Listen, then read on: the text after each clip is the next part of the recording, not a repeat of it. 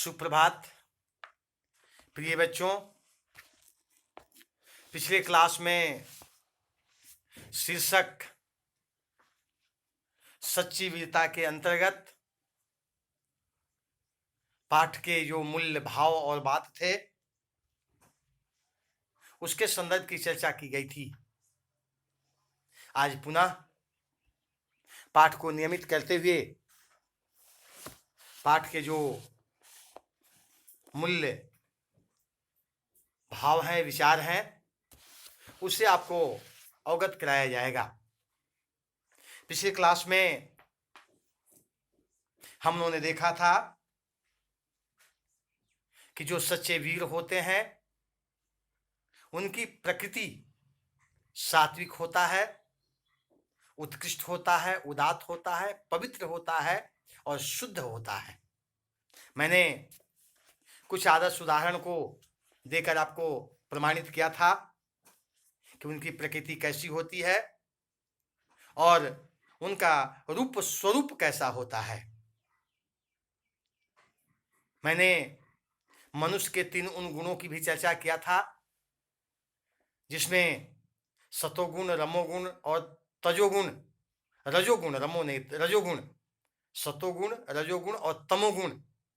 और इन 3 गुणों में जो सबसे सात्विक गुण है वह है सतोगुण।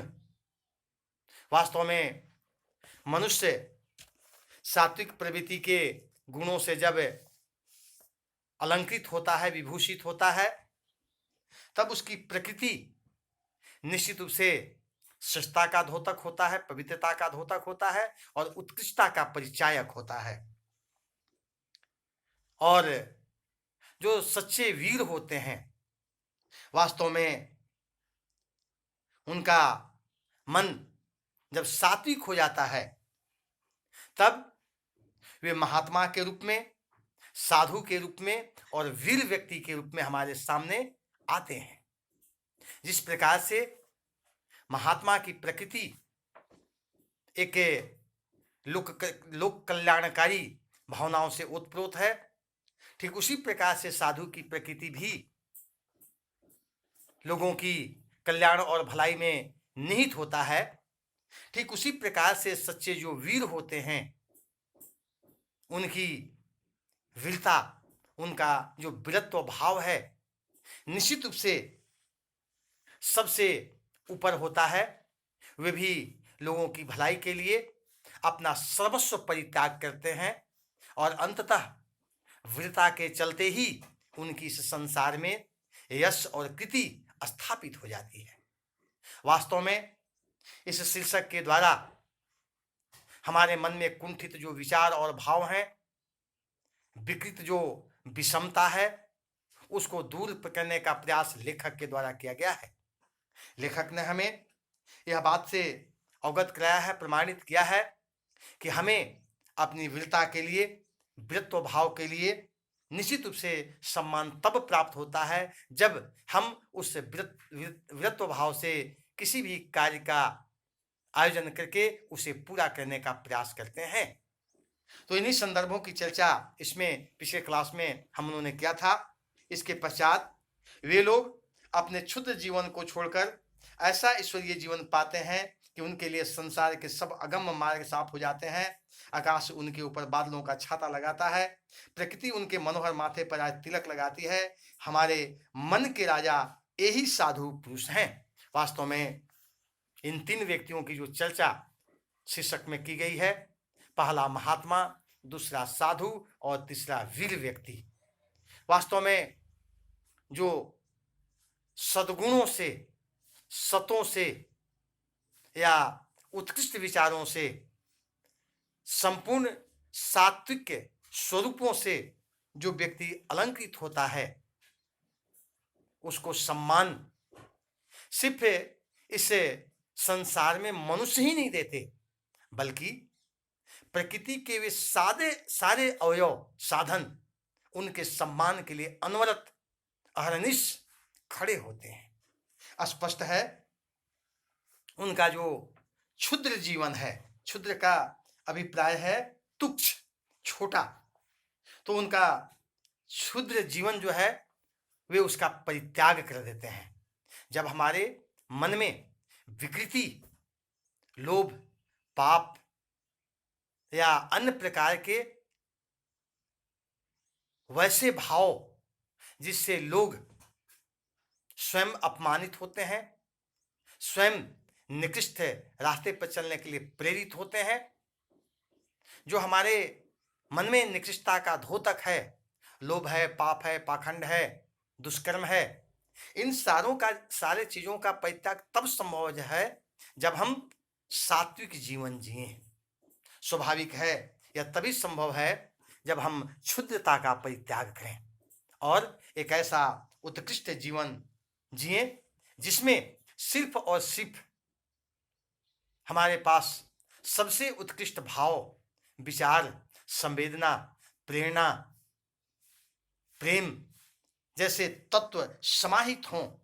स्वाभाविक रूप से ऐसा स्थिति जब उत्पन्न होता है तो उसकी प्रकृति निश्चित रूप से उत्कृष्टता का द्योतक होता है और सम्मान के लायक भी होता है।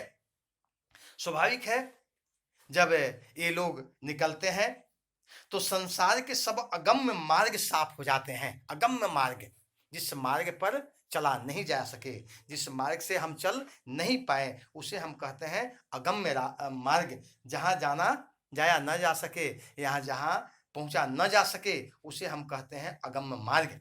यथार्थ भाव से हम यह जानते हैं कि अगर कुत्सित विचार और भाव हैं तो हम वैसे रास्ते को कभी भी तय नहीं कर पाते जिस रास्ते पर साधु, महात्मा और वीर व्यक्ति चलते हैं। उसके लिए स्पष्ट है वही रास्ते तय करते हैं जिनमें पवित्रता, शुद्धता, सात्विकता, उत्कृष्टता, सत्वादिता जैसे सद्गुण हों। इन सद्गुणों से ही वह व्यक्ति उन सारे रास्ते को तय करता है जो अन्य लोग नहीं कर पाते। जिनके मन में पाप है, क्लेश है, क्लेद है या अन्य प्रकार के नास्तिक के प्रकृति वाले विचार हैं, वे सत्य के रास्ते को कैसे तय कर पा सकते हैं और प्रकृति उन्हें कैसे सहयोग प्रदान कर सकती है? स्वाभाविक है यह संभव बिल्कुल नहीं है। तो अगर हम सात्विक जीवन जीते हैं, सात्विकता के रास्ते पर चलते हैं और मानवीय जो मूल्य है, दया का, करुणा का, प्रेम का, स्नेह का, आत्मिकता का, यदि इनको अपने जीवन में अनुकरण और अनुसरण करते हैं तब प्रकृति भी हमारे साथ होती है। और सबसे बड़ी बात यह है कि आकाश हमारा एक ढाल बनता है। जो भी आपदा, मुसीबत प्राकृतिक आती है वह भी उसे आकाश रूपी छाते से समाप्त हो जाती है और वह हमें ऐसा वरदान, ऐसा एक उत्कृष्ट भाव पैदा करते हैं जिसकी उत्कृष्टता निश्चित रूप से मानव के लिए सबसे उपयुक्त होता है। इतना ही नहीं, प्रकृति जो है इस उत्कृष्ट भाव और विचार के लिए हमारे माथे पर राज तिलक करती है। राज तिलक व्यक्ति के द्वारा किया जाता है, लेकिन अभी जो यहाँ पर रूप स्पष्ट रूप से रेखांकित हुआ है उसमें प्रकृति स्वयं राज तिलक लगाती है और उससे सम्मान प्राप्त करती है, सम्मान देती है।